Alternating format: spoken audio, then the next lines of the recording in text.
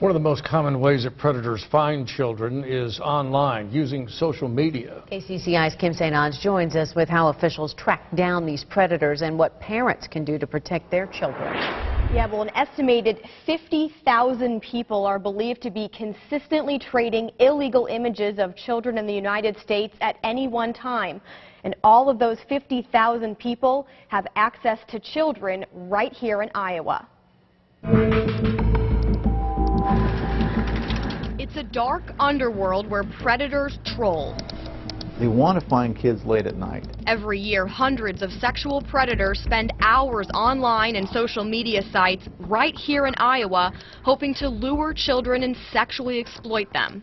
Fear over who could be lurking on the internet prompted Jason Keesaw to strictly monitor his daughter Mariah's online activity starting at age 11. A few boys that she was interacting with had sent her some questionable messages, certainly things that I wasn't comfortable with. Keesaw counts his blessings that his now 18-year-old daughter never became a victim of child pornography. Others are not as lucky. The predators are always out there. They're always looking, and I'm not trying to scare anybody, but it's just the truth. They want to know, they want to talk to your kid when you're not around.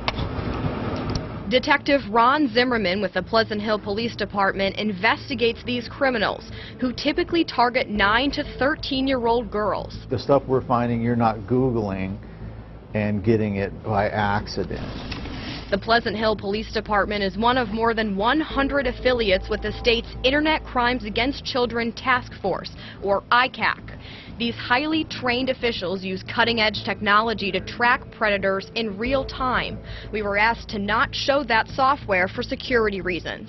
Once they've pinpointed an exact address, it often takes 2 to 3 weeks before investigators can get a search warrant, even longer to make an arrest. There's so much investigative paperwork that goes along with it, and so many steps that it's not like I can go knock on the door and say, hey, I'm here for your computer, I know you've been doing this. The paperwork piles up as the number of cases continues to increase. In 2008, ICAC investigated 420 cyber-related cases in Iowa. 6 years later, the number tripled to more than 1,100.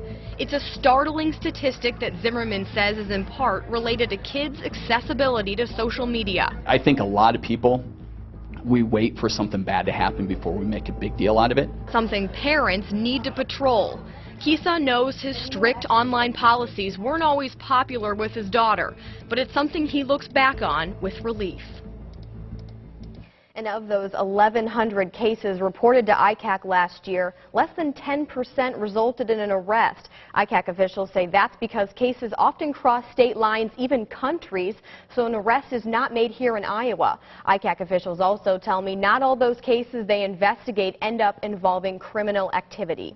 So very frustrating, Kim, and very disturbing. What can parents do here to protect their children? So one of the things they could probably do would be keeping the computers in common areas rather than a child's bedroom.